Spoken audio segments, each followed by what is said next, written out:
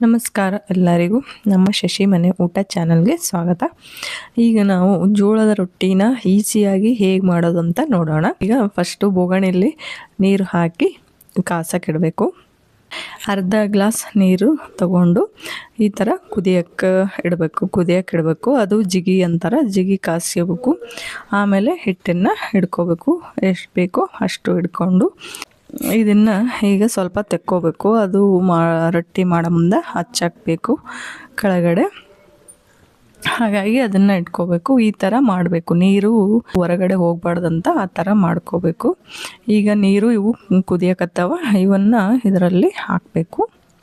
ಆಮೇಲೆ ಈ ಥರ ಸ್ವಲ್ಪ ಹಾಕಿ ಕಲಸಿ ನೋಡಬೇಕು. ಮತ್ತೆ ಬೇಕನ್ಸಿದ್ರೆ ಮತ್ತೆ ಹಾಕ್ಕೋಬೇಕು. ಜಿಗಿ ಜಾಸ್ತಿ ಆದ್ರೂ ಅವು ಹಿಗ್ಗೋದಿಲ್ಲ. ರೊಟ್ಟಿ ಅಂದರೆ ಸ್ವಲ್ಪ ಜಾಸ್ತಿ ಹೊಡಿಬೇಕಾಗುತ್ತೆ. ಹಾಗಾಗಿ ಸ್ವಲ್ಪ ನೋಡಿ ಹಾಕ್ಕೋಬೇಕು ಜಿಗಿನ.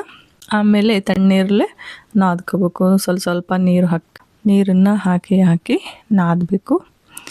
ನಮಗೆ ರೊಟ್ಟಿ ಅದಕ್ಕೆ ಬರೋ ತನಕ ನೀರು ಸ್ವಲ್ಪನೇ ಹಾಕಿ ಈ ಥರ ಹಾಕಿ ನಾದ್ಕೊಂತಿರ್ಬೇಕು. ಚೆನ್ನಾಗಿ ನಾದಬೇಕು. ಹಿಟ್ಟನ್ನು ಚೆನ್ನಾಗಿ ನಾದೋದ್ರಿಂದ ರೊಟ್ಟಿ ಮೆತ್ತಗೂ ಬರ್ತವೆ. ಆಮೇಲೆ ಅದು ನಾದತಾ ಜಿಗಿನೂ ಜಾಸ್ತಿ ಆಗ್ತದೆ. ಹಾಗಾಗಿ ಈ ಥರ ಸ್ವಲ್ಪ ನೀರು ಹಾಕಿ ನಾದ್ಕೋಬೇಕು ಚೆನ್ನಾಗಿ. ನಾವೆಷ್ಟು ಹಿಟ್ಟನ್ನು ನಾದ್ಕೊಂತೀವೋ ರೊಟ್ಟಿನೂ ಅಷ್ಟೇ ಚೆನ್ನಾಗಿ ಬರ್ತವೆ. ಈಗ ರೊಟ್ಟಿ ಮಾಡೋಣ ನೋಡಿ. ಈ ಥರ ಸ್ವಲ್ಪ ಹಿಟ್ಟನ್ನು ತೊಗೋಬೇಕು. ಆಮೇಲೆ ಅದನ್ನು ಎಷ್ಟು ಬೇಕಷ್ಟು ನೋಡ್ಕೊಂಡು ರೊಟ್ಟಿನ ಈ ಥರ ಮೊದಲೇ ರೌಂಡಾಗಿ ಮಾಡ್ಕೋಬೇಕು. ಕೈಯಲ್ಲಿ ಮಾಡಿಕೊಂಡು ಆಮೇಲೆ ಇದನ್ನು ಈ ಥರ ಬಡ್ಕೋಬೇಕು. ಕೆಳಗಡೆ ಹಿಟ್ಟು ಜಾಸ್ತಿ ಇದ್ರೂ ತಿರುಗಲ್ಲ, ಸ್ವಲ್ಪನೇ ಇರಬೇಕು. ಕೆಳಗಡೆ ಹಿಟ್ಟು ಸ್ವಲ್ಪ ಹಾಕಿ ಈ ಥರ ಮಾಡ್ಕೊಂತ ಹೋಗ್ಬೇಕು. ಸೈಡಿಗೆ ಆ ಕೈಲಿಂದ ಇದು ಮಾಡ್ತಾ ಇದ್ದರೆ ಅವು ಸೀಳಲ್ಲ. ಆಮೇಲೆ ಶೇಪನ್ನು ರೌಂಡಾಗಿ ಬರುತ್ತೆ. ಹಾಗಾಗಿ ಆ ಕೈಲಿಂದ ರೌಂಡ್ ಮಾಡ್ತಾ ಈ ಕೈಲಿಂದ ಬಡಿತಾ ಹೋಗಬೇಕು ಫಸ್ಟಿಗೆ. ಆಮೇಲೆ ಸ್ವಲ್ಪ ದೊಡ್ಡದಾದಮೇಲೆ ಎರಡು ಕೈಲೇ ತಟ್ಟಬೇಕು. ರೊಟ್ಟಿನ ಮಾಡಬೇಕು. ಈ ಥರ ಎರಡು ಕೈಲೇ ಮಾಡ್ಕೊಂತ ಹೋಗಬೇಕು. ರೊಟ್ಟಿ ಮಾಡೋದು ತುಂಬಾ ಸುಲಭ. ಮಾಡ್ತಾ ಬರುತ್ತಾ. 1-2-3 ಸಲ ಮಾಡೋದ್ರಿಂದ ತಾನಾಗೆ ಬರ್ತಾವ. ಇದರಲ್ಲಿ ಕಾರ್ಬೋಹೈಡ್ರೇಟ್ ಇರೋದರಿಂದ ಇದನ್ನು ದಿನಾಲು ತಿನ್ನೋದ್ರಿಂದ ಬಹಳನೇ ಉಪಯೋಗ ಇದೆ. ದಿನಕ್ಕೆ ಒಂದು ಸಲನಾದರೂ ಇದನ್ನು ರೊಟ್ಟಿನ ತಿನ್ನಬೇಕು. ಜೋಳದ ರೊಟ್ಟಿ ಮಾಡೋದು ತುಂಬಾ ಸುಲಭ. ನೀವು ಒಂದು ಸಲ ಟ್ರೈ ಮಾಡಿ ನೋಡಿ ಹೇಗಾಯಿತು ಅಂತ ನನಗೆ ಕಾಮೆಂಟಲ್ಲಿ ತಿಳಿಸಿ. ಜೋಳದಲ್ಲಿ ಹೆಚ್ಚಾಗಿ ಫೈಬರ್ ಇರುತ್ತೆ.